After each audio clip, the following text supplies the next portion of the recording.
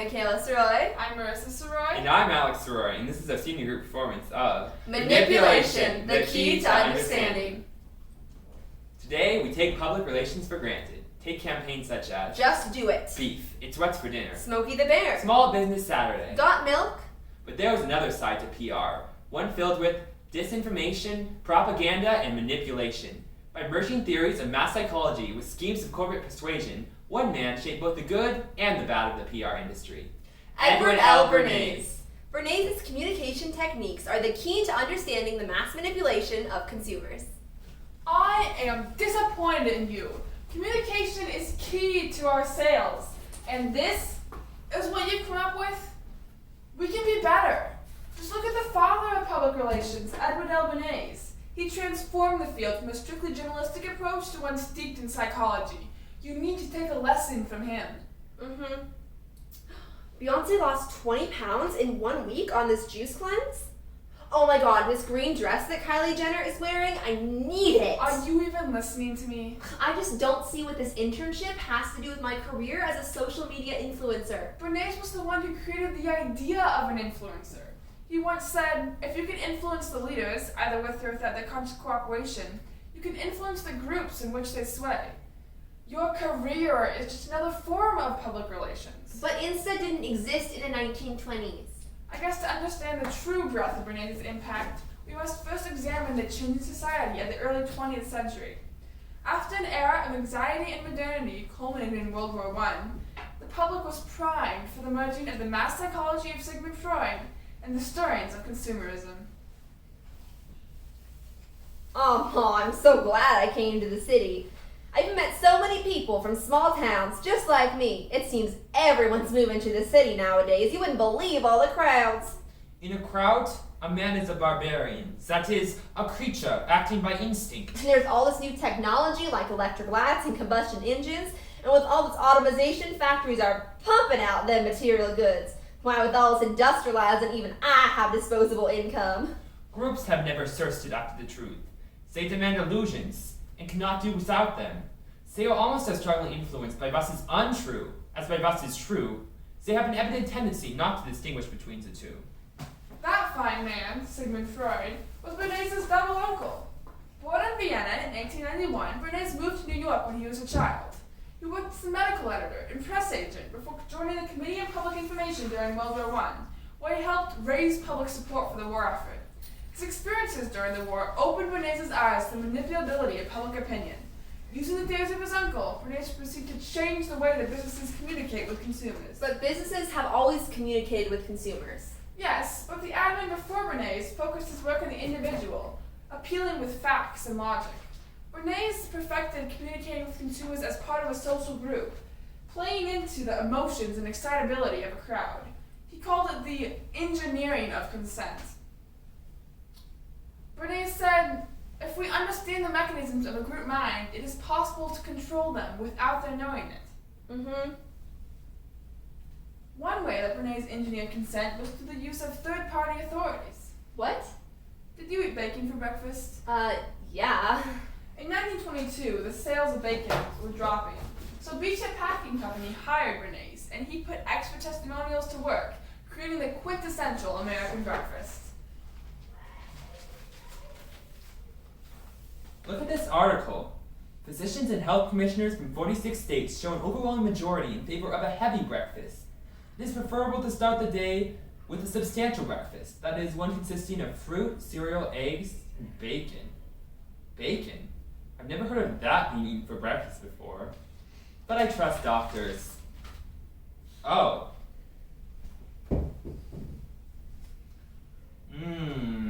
That's better. But the doctor just said to eat a heavy breakfast. That doesn't have to include bacon. Yes, but Bernays also understood the power of implication. Another communication technique Bernays perfected was the use of disinformation.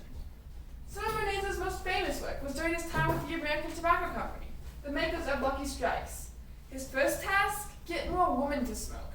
At the same time he was heading campaigns to hide the health risks of tobacco, Bernays worked with Admiral Albert Lasker to create the Reach for Lucky campaign, which took advantage of the growing fashion of slimness. In 1924, only 6% of women smoked cigarettes. But now I reach for a Lucky instead of a Sweet. This disinformation, that smoking would make you slimmer, succeeded in rising the revenue of the American Tobacco Company by $32 million in 1928 alone. But in 1929, it was still taboo for women to smoke in public. Luckily, Bernays had a plan for that. An ancient prejudice has been removed. I can smoke in the streets now with these torches of freedom. Ugh, it felt so good walking in that Easter parade, lighting up for all to see, and the press was crazy about it. Group of girls puff on cigarettes as gesture of freedom. Yes, darling. Well, if I'm being completely honest, a few other socialites and I received telegrams from Renee's secretary encouraging us to march and smoke in that parade. We didn't tell those pressmen that, though. The public doesn't need to know how products get in the news. Yes, darling. Well, if you need me, I'll be out in the streets manipulating public opinion. Of course, darling. Wait, what? Making use of mass media, Bernays connected products to relevant social trends. In this case, women's liberation. He took advantage of the fact that a group conforms to what is popular. When a relevant social trend wasn't already at the center of the news cycle, Bernays simply created his own. Take, for example, the color green. And isn't green just the color of 1934? Have you heard the news about that fantastic green ball that took place yesterday? Yeah, it's here in the paper. The ball derives its name from the color that dominates its motif, chosen because it is the favorite color of the season. How beautiful those women must have looked, dressed in their gowns of vernal tones, posing as the subjects of famous paintings. Oh, I wish I could look like that. And in green, I can. And now, green is everywhere. Green suits and gowns line the windows on Fifth Avenue. Vogue ran 2 pages of green dresses from Paris. And every luncheon buffet is filled with green food. You know, I used to only smoke Camels, but as a fashionable woman, these Lucky Strikes with their trendy green packaging are the only cigarettes I'll be reaching for.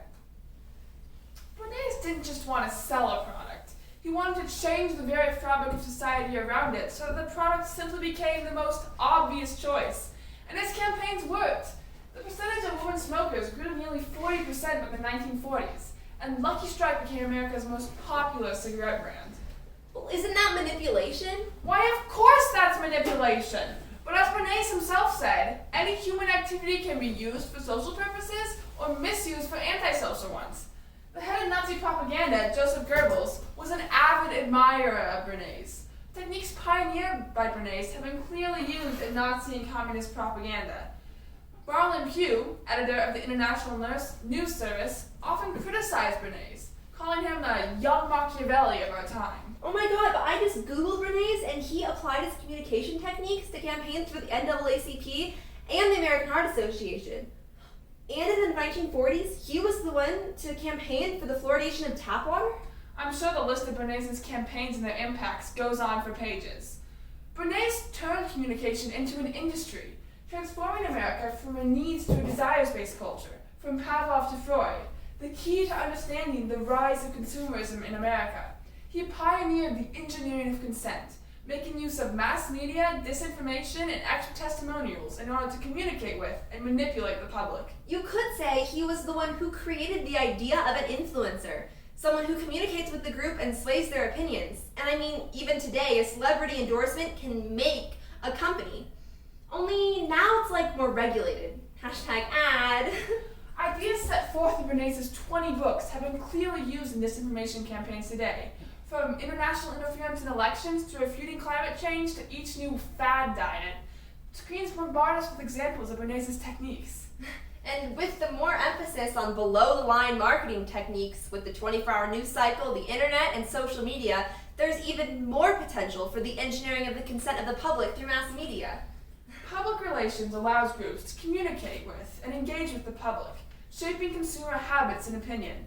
Those in turn shape everything from what we eat for breakfast to what's on the social media feeds. The PR industry is now worth $64 billion and growing. And now you are an intern in this powerful field that Bernays built, communicating with the masses, for better or for worse. And I guess it's our job to do our own fact-checking and research what's in the news, to prevent our own manipulation. Sorry, I'm late. What did I miss? Edward L. Bernays? Who's that? Thank you.